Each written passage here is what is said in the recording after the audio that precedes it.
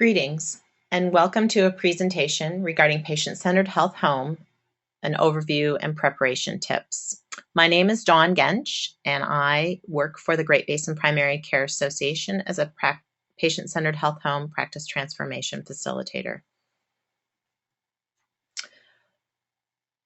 We'd like to cover the following objectives today with this webinar. Provide you with an overview of the principles and benefits of being a patient-centered health home and obtaining that recognition.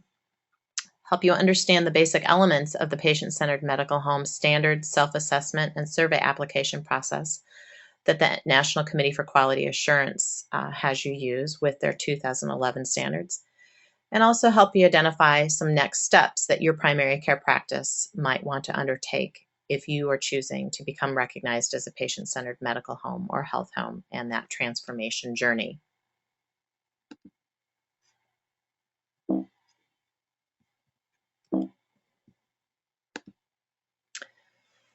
Patient-centered health home or medical home is really helping to demonstrate what primary care of the future is all about.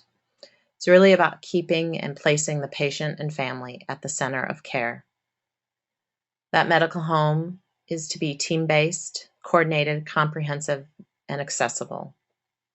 So you can see from this diagram that by putting the family and the patient at the center of care, your primary care practice may have some things that they need to do differently or in addition to what they're already doing. So you can see from this diagram that many of the things that patients and families need surround that medical home, because part of what you do in a health home or a medical home is, again, to coordinate that care and all the things that that person or family may need. In order to make sure that a health home is successful, there are several other key components that are important to your primary care practice and making sure that happens. Starting in the upper left, data warehousing and mining. You need to measure what you're doing. You need to look for results. And you need to be able to track that data and use that data for quality improvement and improving the care that you're providing to your patients and families. Another important component is utilizing technology and having things such as patient and provider portals as a means to improve communication and access to care that patients need and that providers and your care team members also would need from patients.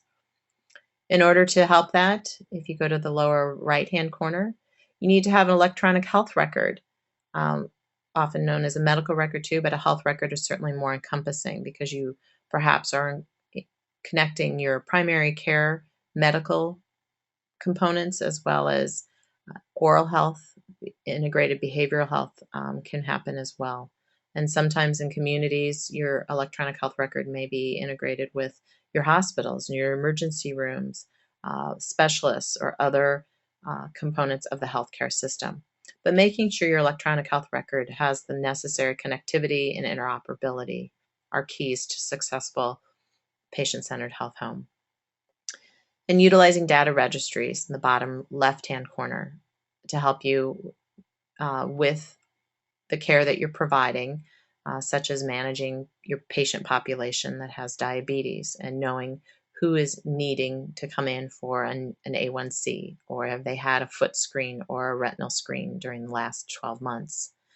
Using the registries and sometimes reports and other features of your electronic health record allows you to have decision support components built in to provide better care to your patients. Patient-centered health home is not new. It's really based, as you can see on this timeline, from some of the foundational work set back in the 1960s in caring for children with special health care needs. So the American Academy of Pediatrics was really one of the leaders in the work around family-centered care.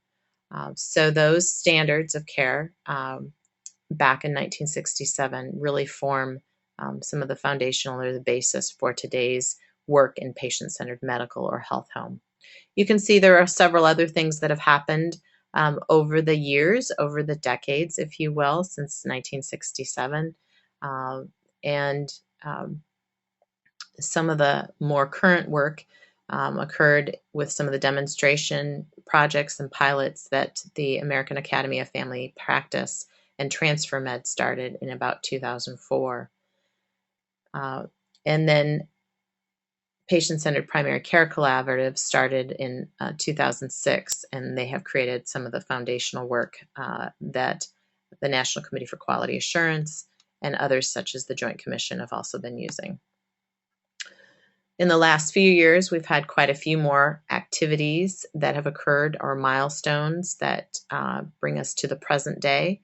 So back in 2006, early 2007, joint principles of the patient-centered medical home were established, with many of the groups that were identified in the previous slide coming together to create those joint principles. More recently, there have been more pilots and activities to help demonstrate the process of becoming a medical home and the improvement in the healthcare system on quality, cost, and access. So there's been many things that have happened, including the most recent Affordable Care Act has created a lot of impetus for our migration into the use of electronic health records, the meaningful use measures, and also such things as the state plan amendments around Medicaid for medical homes. More recently, as it relates to federally qualified health centers, the Centers for Medicare and Medicaid have an innovation project that is focused on patient-centered medical home and recognition, obtaining recognition by the federally qualified health centers to become a medical home. So the principles for the patient-centered medical home, as I referenced in the previous slide, are really based on the items listed before you. That you need to have a personal physician or clinician. That is truly key versus someone who sees whomever they want every time they come in, or who seeks care at multiple places, perhaps bouncing in and out of the emergency room or hospital for their care. It's really guided in team-based care, and that can be a big transition for physicians or clinicians sometimes, but it also can be a big transition for your medical assistants, your nurses at whatever level they might be at, and other people that are part of that care team. It's really focused on making sure that each individual within your organization is functioning to the highest level of their license or their scope. It's also about whole person orientation, making sure you're looking at working and serving the whole person and all of their needs, not just the reason they're in for a visit today. That enhanced access is key as well. Patients need to be seen when they need to be seen. And so making sure your hours are flexible, that perhaps you have extended hours, and again, tying it back to that personal care provider, a physician is important as well. Making sure you're coordinating, integrating care within your organization, your primary care practice, and external to your organization, and looking at the whole community and how that's serving the patient, how you're working with the other providers in the healthcare system. Of course, quality and safety is huge with as part of the principles for patient-centered medical home, and then payment for the value provided. There are many of the demonstration projects and pilots that have happened in the last decade demonstrate that if you are improving the quality, you're improving the care, improving health outcomes, improving your access, then you're actually decreasing the cost to the healthcare system. So there are various models, and both commercial, private, and public payment providers, if you will, or systems that are incentivizing various subsets of the primary care practice world regarding patient-centered medical home. So what is a medical home or a health home? I often refer to it as a health home versus a medical home because, again, we're looking at serving the whole patient.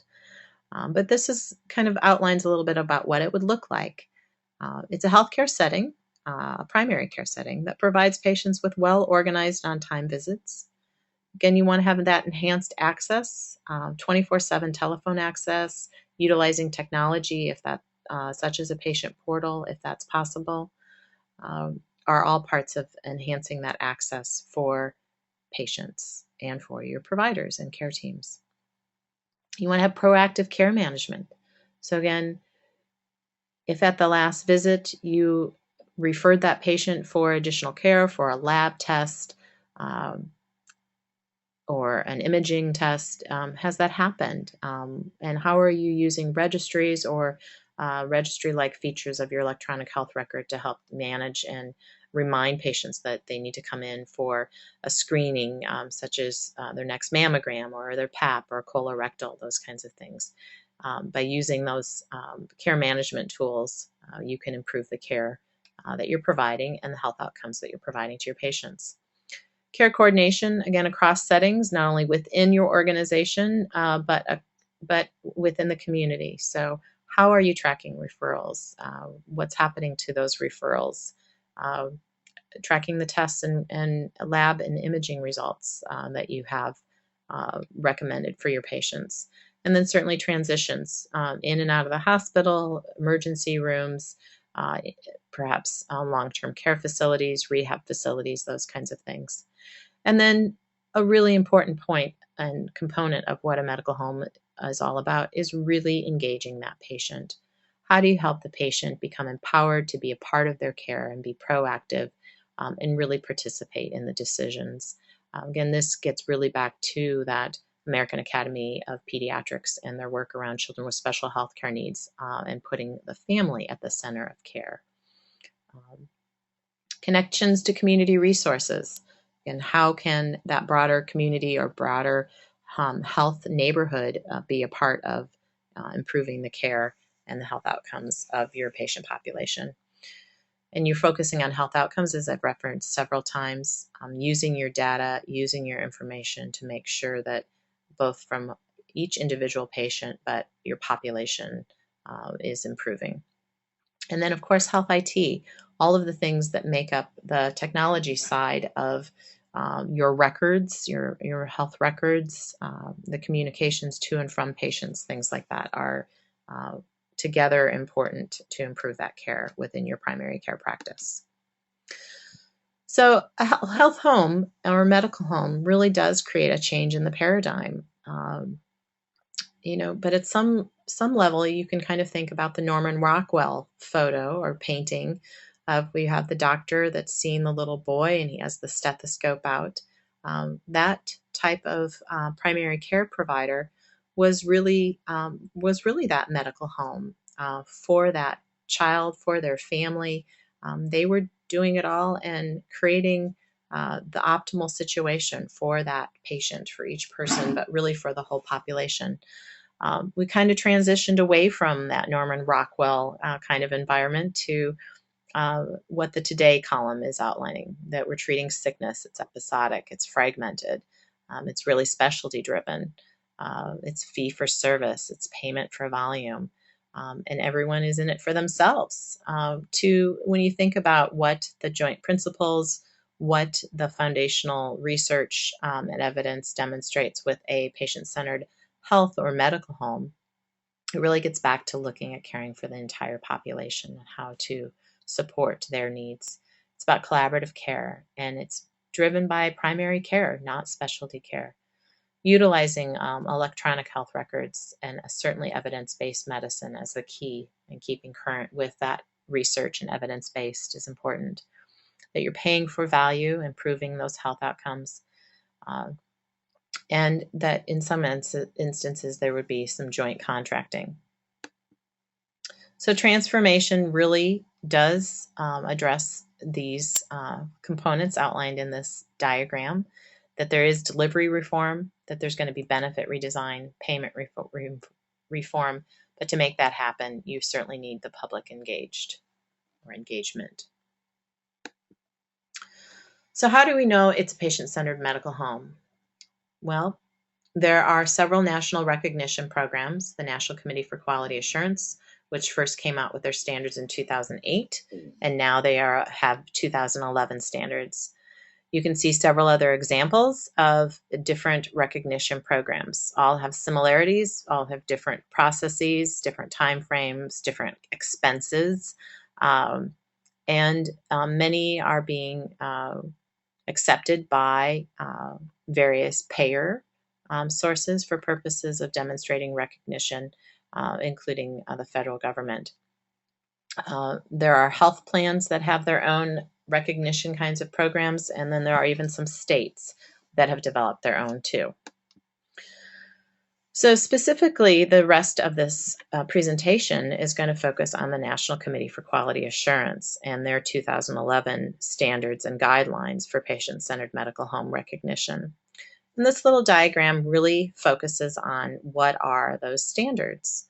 So starting at the bottom, as you think about a medical home, again, it's really about enhanced access and continuity of care, identifying and managing patient populations, plan and managing care, providing self-care and community support, track and coordinate care, and through all of that, the measure and improve performance. So really those 6 standards and kind of that method of going through those 6 standards really becomes your template for the future. This future not only is based on many demonstration projects and pilots, but it's really aligned well with Ed Wagner's chronic care model. And so this may be a new diagram for some of you, but for some it may be something you've seen before.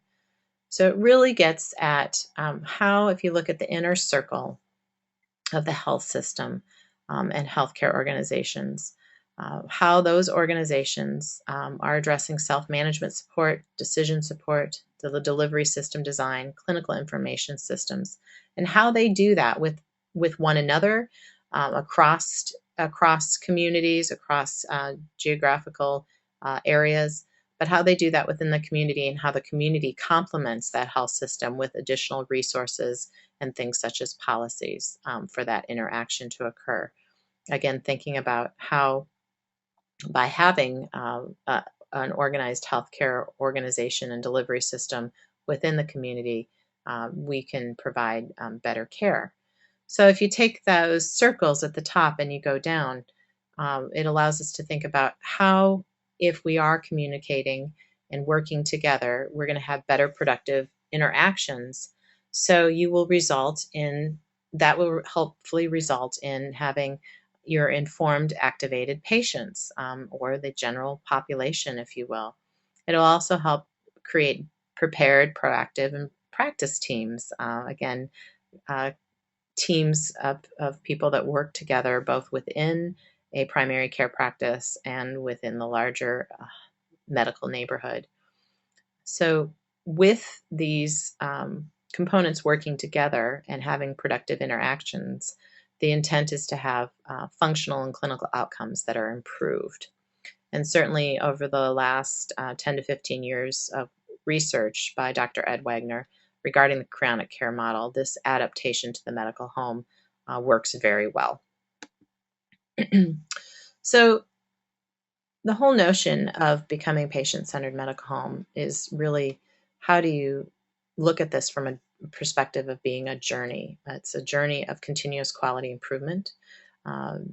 The actions needed, the changes that might be needed within your primary care practice to become a patient-centered health home are really continuous and ongoing. It's not the notion of studying for exam and taking the exam or doing a project and putting it in a binder and setting it on your shelf and saying, great, we did that. Now we can go back to business as usual. That's not the intent. So patient-centered medical home is its focus is a continuation of the purpose-driven journey of federally qualified health centers. I know some of you listening to this might not be with a federally qualified health center, but if you're with a primary care practice, perhaps one that is in a safety net role, if you will, then this should ring true for you as well. So becoming a patient-centered health home really should create an opportunity for your practice and the members of your care team. It allows you to continue your work to transform practice to the highest levels of performance and to obtain recognition for that achievement. Recognition is also, for medical home, is increasingly associated with opportunities for enhanced payment for the value created. So hopefully reinforcing a little bit of the comments made in previous slides. If you are from a federally qualified health center, I thought it was important for you to see this slide Sumanir, who is the Director of Office and Quality and Data at the Health Resources and Services Administration at the Bureau of Primary Health Care, said in 2012 that they have some goals around patient-centered health home, and they want 13% of all the health centers to have at least one site recognized as a patient-centered medical home, and they did reach that goal. Now in 2013, they want to have at least 25%, and by 2014, they want to have 40%. So in order to do that, they are putting a lot of resources and investment in time and through supplemental grants, as well as covering the costs of recognition, those application fees. And so you can see there's several key initiatives and strategies that they have in place. Some of you who are with federally qualified health centers might have participated in the 2011 one-year supplemental funding, and then now we're currently in the cycle of another supplemental funding opportunity focused on cervical cancer screening for the 2012-2013 fiscal year, again, tying that back to patient-centered medical home recognition. So let's jump into the standards. The National Committee for Quality Assurance 2011 standards came out in 2011, and they were a evolution from the 2008 standards. The 2008 standards, they continually monitor that data and information regarding the recognition process and the number of practices that obtain recognition, and continually improve their standards and guidelines for practices to demonstrate that they are a patient-centered medical home. So the 2011 standards are currently in place, and there is indication from the National Committee for Quality Assurance that there will be standards, again, updated and released in 2014. So these new standards really direct practices to organize care according to the patient's preferences and needs, and they reinforce the federal meaningful use incentives.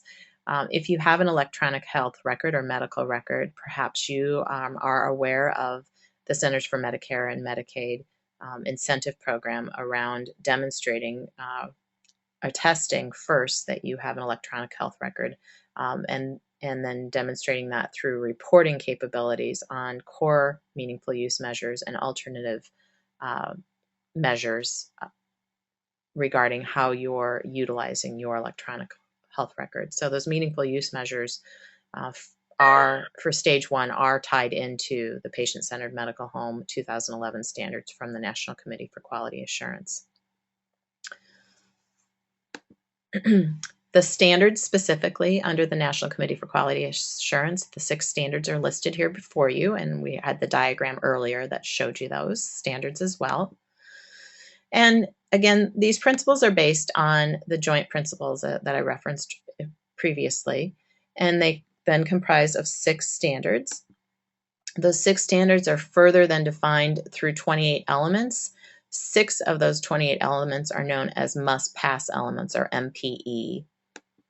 And then those 28 elements are further clarified into what are called factors. So there are 147 factors.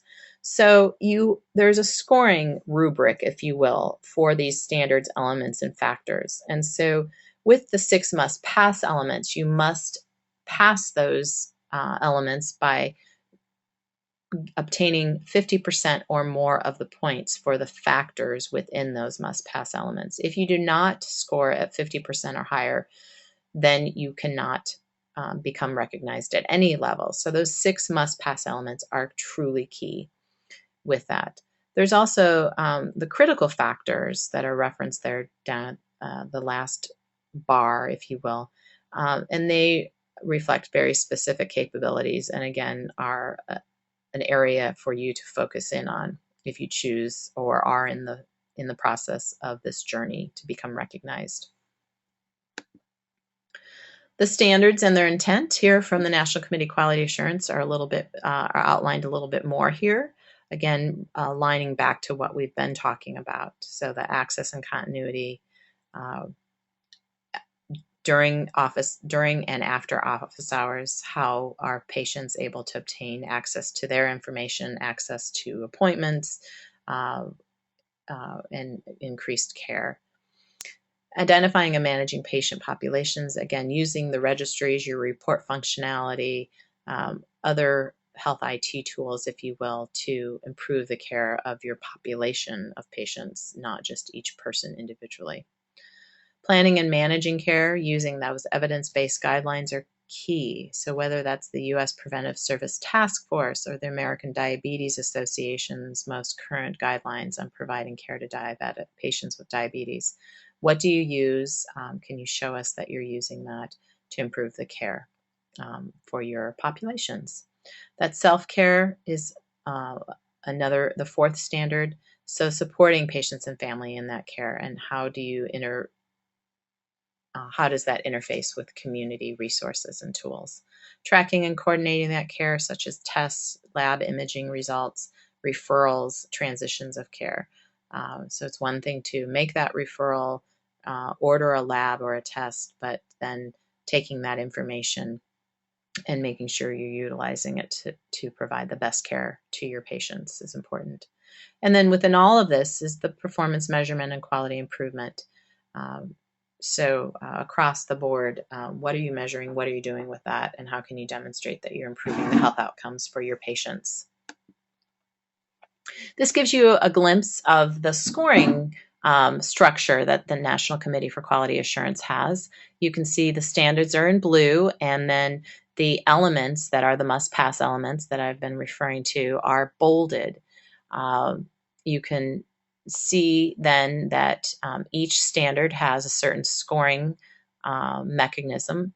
And when you go into the standards, elements, and guidelines documentation from the National Committee Quality Assurance, each one of these standards, each one of the elements, and the factors that are within each of those elements are further described, both to help you understand the intent and to give you direction on specifically what the National Committee for Quality Assurance would like you to provide to them as documentation or evidence that you are meeting those standards, elements, and factors.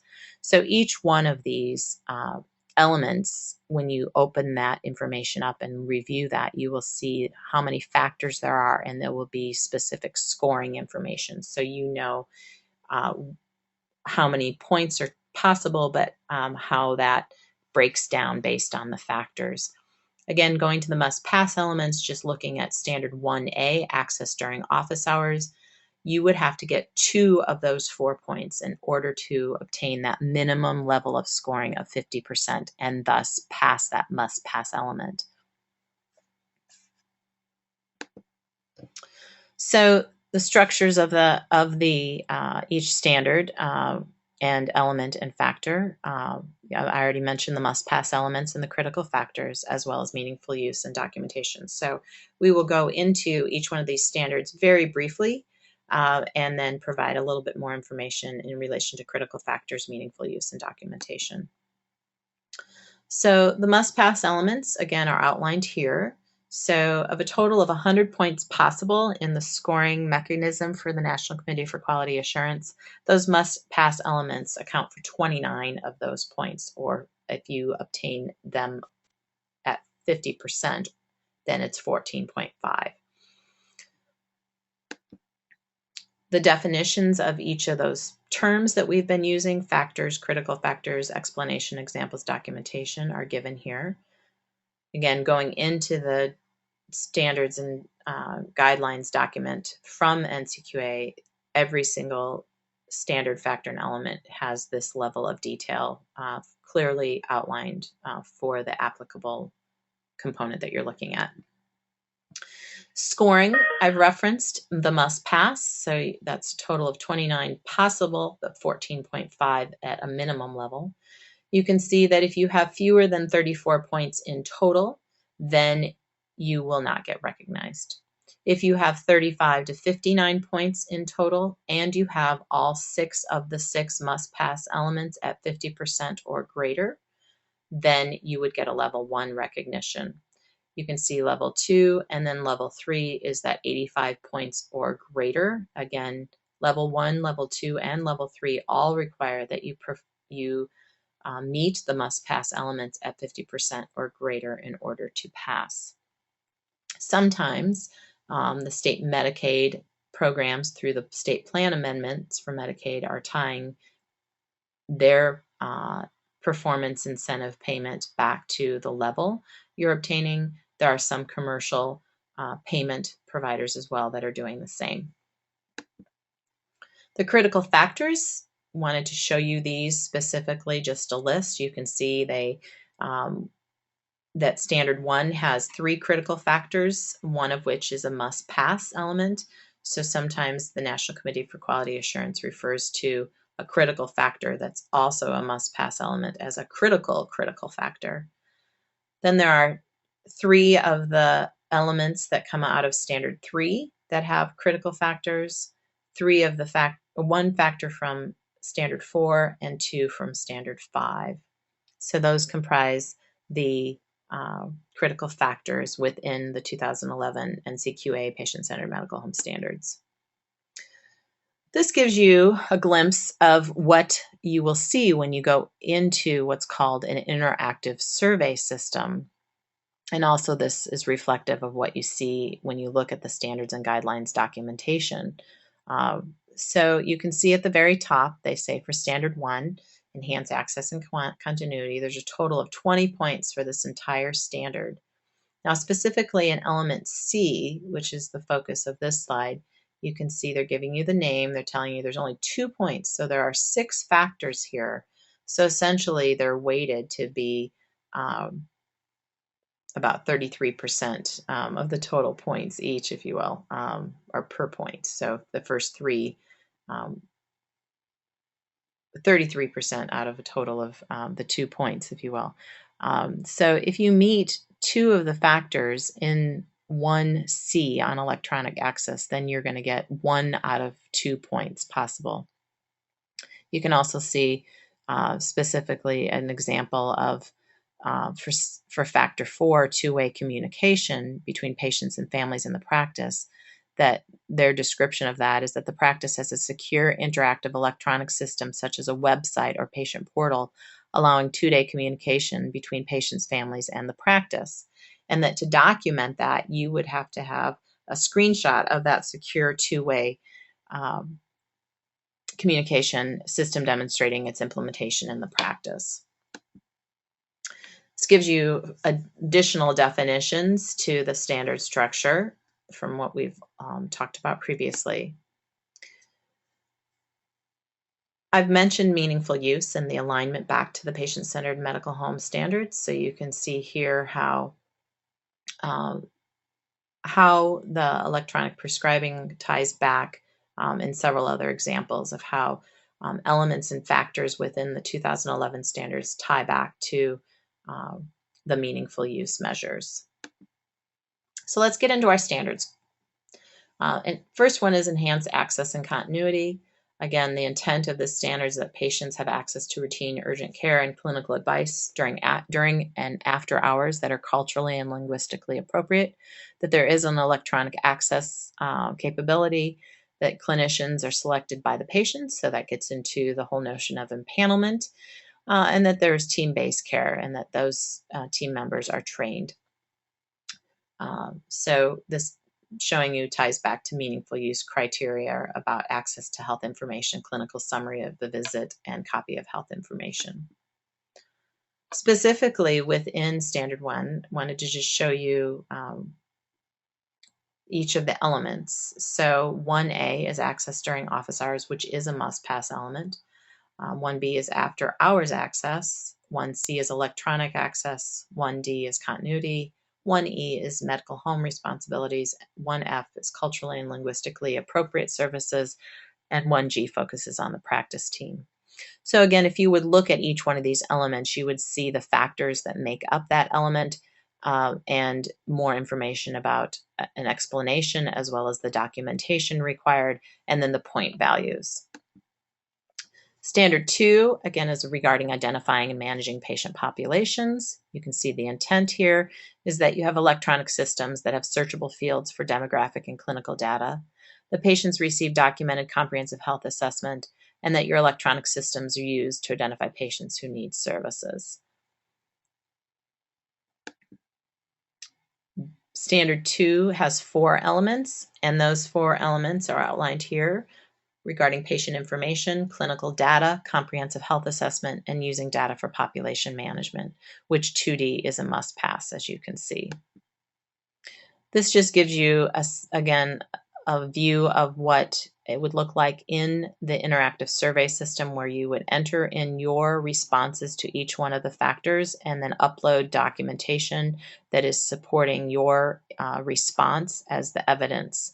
That documentation could be a report, it could be policies and procedures, it could be screenshots, or a few other types of materials are identified as acceptable. For each element and factor, National Committee for Quality Assurance is very specific about what they want to see as that documentation. So this shows you that patient information. So hopefully your practice is collecting this information and routinely updating it. What I often find is that the presence of advanced directives, number 11, is one that is not often captured. And this is not a situation where you need to be able to say yes to everything, but many times there are thresholds, as you can see here, that for at least 50% of your patients, you need to be able to demonstrate that you capture this kind of information on your patients. Standard 3 focuses on plan and manage care. And so the intent of this standard is that your practice is going to implement evidence-based guidelines, that you're going to know who your high-risk patients are, or have subsets of your high-risk patients that you are focusing on and trying to improve the care that they are receiving. Within this standard, you're also utilizing care teams to perform care management through pre-visit planning, developing a plan, and treatment goals. This ties to those meaningful use criteria that you can see in the right-hand column, such as using e-prescribing systems. Standard 3 has 5 elements. You can see from implementing evidence-based guidelines to those high-risk patients, care management, which happens to be a must-pass element, medication management, and using the electronic prescribing are the 5 elements that comprise Standard 3. Standard 4 focuses on provide self-care support and community resources, and the intent of this standard is that practices provide self-care tools and support to patients. So they're going to want to see, what are you providing? And then that your practice is able to identify and refer patients to community resources. So for instance, this ties back to the meaningful use criteria about identifying patients who need education resources. There are only 2 elements in Standard 4. 4A, support self-care process, is a must-pass element. 4B, providing referrals to community resources, is the second element. Standard 5 focuses on track and coordinate care, and the intent of that standard is that you track and follow up on lab and imaging results, on referrals, and that you coordinate care with hospitals and other facilities. You can see how this ties into the meaningful use criteria, such as electronically being able to exchange clinical information with other clinicians and facilities. There are 3 elements in Standard 5. Test tracking and follow-up, referral tracking and follow-up, which is a must-pass, and then coordinate with facilities and care transitions. And finally, Standard 6 focuses on measure and improve performance. These standards are not meant for you to go through them sequentially. You can start with number 6, which might be ideal from a continuous quality improvement perspective. But there's some strategies that we'll go through next that help you think about how you might want to approach this journey and your recognition, obtaining recognition. With Standard 6, the intent is that you're measuring preventative, chronic, and acute care, that you're looking at your utilization, your cost utilization, patient experience, and report performance on these types of measures. You want to be able to use and monitor effectiveness of your quality improvement processes. So this ties back to meaningful use criteria, such as how you're tracking and utilizing syndromic surveillance data and how you provide that back to public health agencies.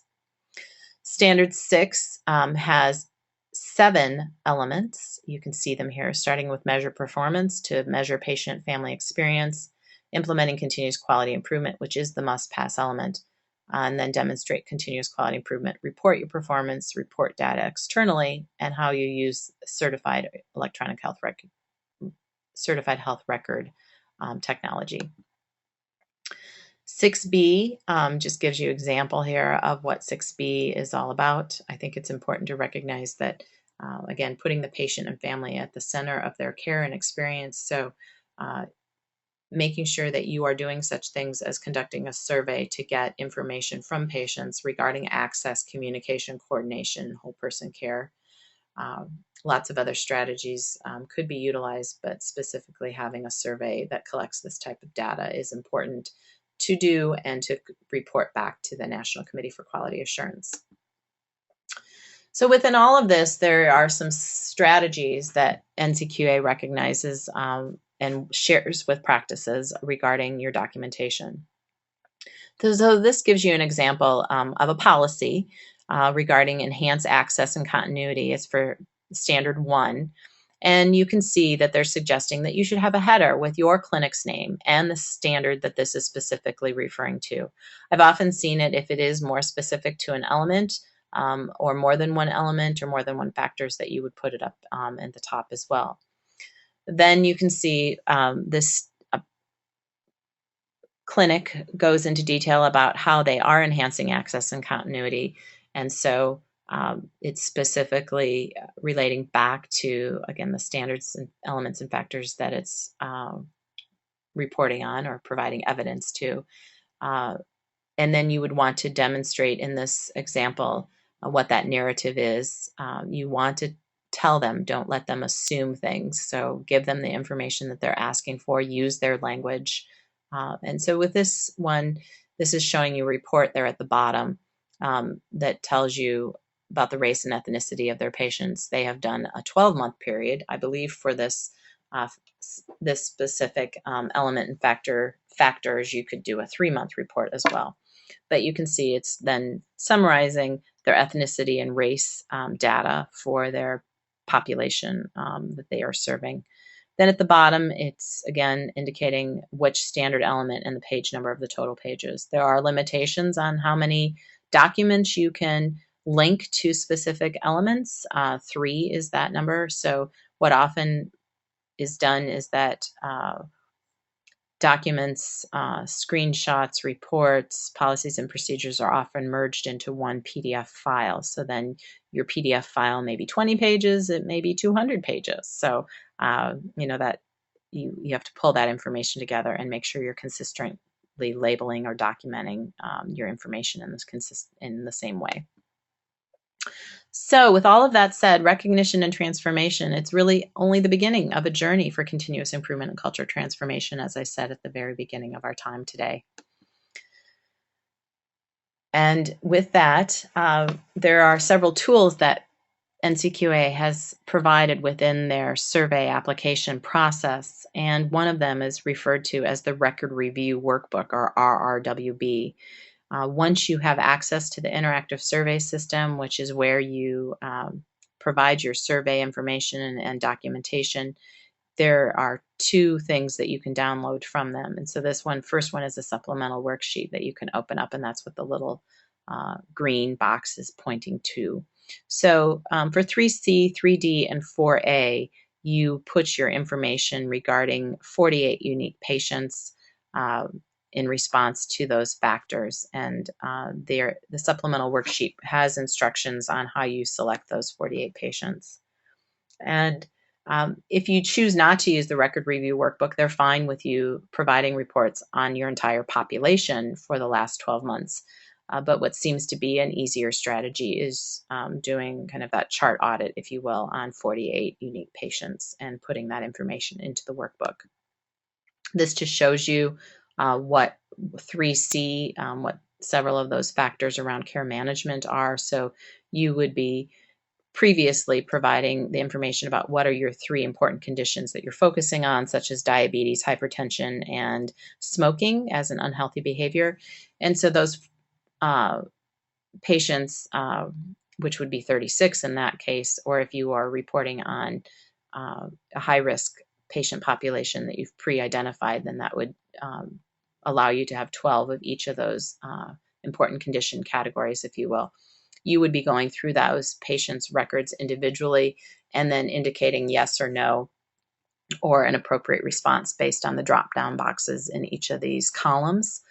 So patient 1 would have information all across this row for 3C, 3D, and 4A.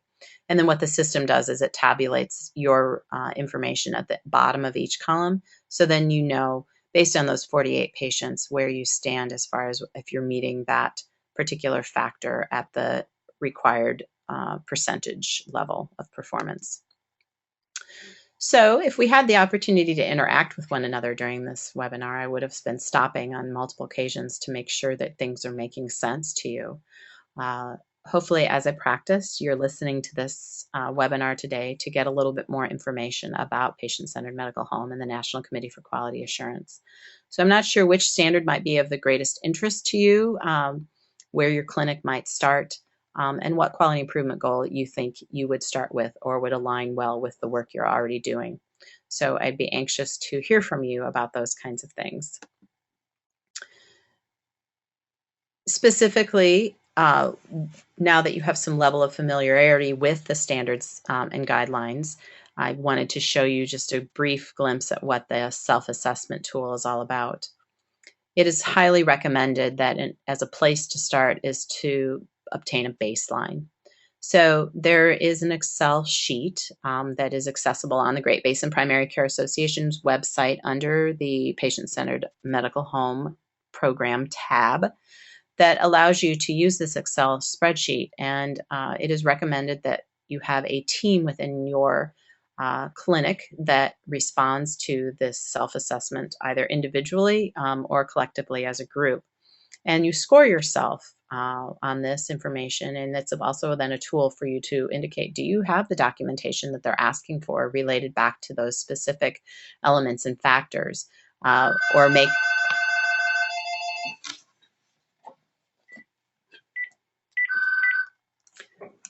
make any adjustments that need to be. There's also a tool called the Patient-Centered Medical Home Assessment, which is more from a cultural organizational assessment to adapt to the changes that are aligned with the patient-centered health home. So you would need to, it's strongly encouraged that you take a look at this assessment tool from that perspective, and then collectively your baseline self-assessment using the National Committee for Quality Assurance with this other assessment tool can be used to help you determine what your gaps might be and where you need to start. So that PCMHA does help you measure your progress towards achieving the 8 change concepts that are aligned with the NCQA Patient-Centered Medical Home Recognition Program. It is a self-administered assessment, as is the baseline one that I referred to previously. It helps you look at where you need to improve, where your strengths are, and where your improvement opportunities are. It helps you as a team, as a group, really come to consensus about how things currently are operating and where you can make some lasting changes. Within the whole context of utilizing these 2 baseline and assessment tools, you will no longer hear beeps until someone else joins the conference. You will want to create something like this as a timeline for general planning purposes. So you can see the first part of the timeline had some steps like conducting the baseline assessment, and then this gives you an opportunity once you've done that to put in some information specifically about each of the standards. So there's been a lot of content covered during this webinar today, and hopefully you recognize that this is a journey. This is not a test. This is an opportunity for you to provide better care to your patients, the population as a whole. The research really demonstrates that practices that go through this experience really first experience improves staff, employee satisfaction, and then patients also then report improved satisfaction and engagement as a result. So this just gives you a cute little diagram of that whole process of change and planning towards recognition, attaining that recognition. So you could consider these as your next steps or your homework. If you want to learn more about the requirements for each standard, the National Committee for Quality Assurance does have archived and live webinars that they offer pretty much monthly. The archived are there for you at any time. There's several other places where you can gain that kind of information, and most of that is available for you on the Great Basin Primary Care Association's website in their Patient-Centered Medical Home Program tab. So you would want to look at those requirements, consider doing the baseline self-assessment, consider doing the patient-centered medical home analysis tool as well, and really use that information to obtain that information about where your strengths are and where your gaps are to help you with a starting point.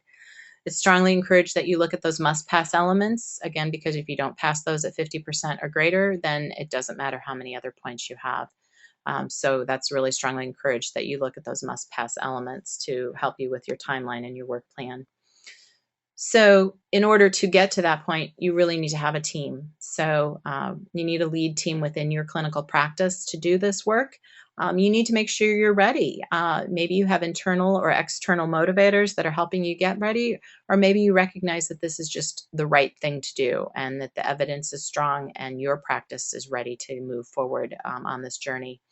You are going to need to do some things around your IT. You need to assess that this is going to work for you. It is important to note, though, that if you choose the National Committee for Quality Assurance as your recognition entity, to get a level 1, the lowest level, you do not need a electronic health record. But in order to get level 2 or 3, you would need to get an electronic health record.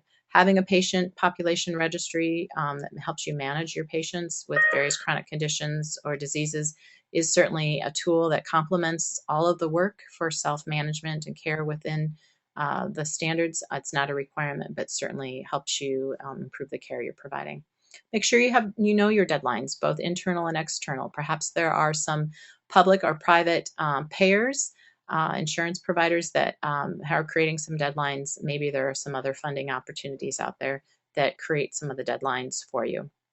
Make sure you set a goal. What do you aspire to? Do you want to be level 3?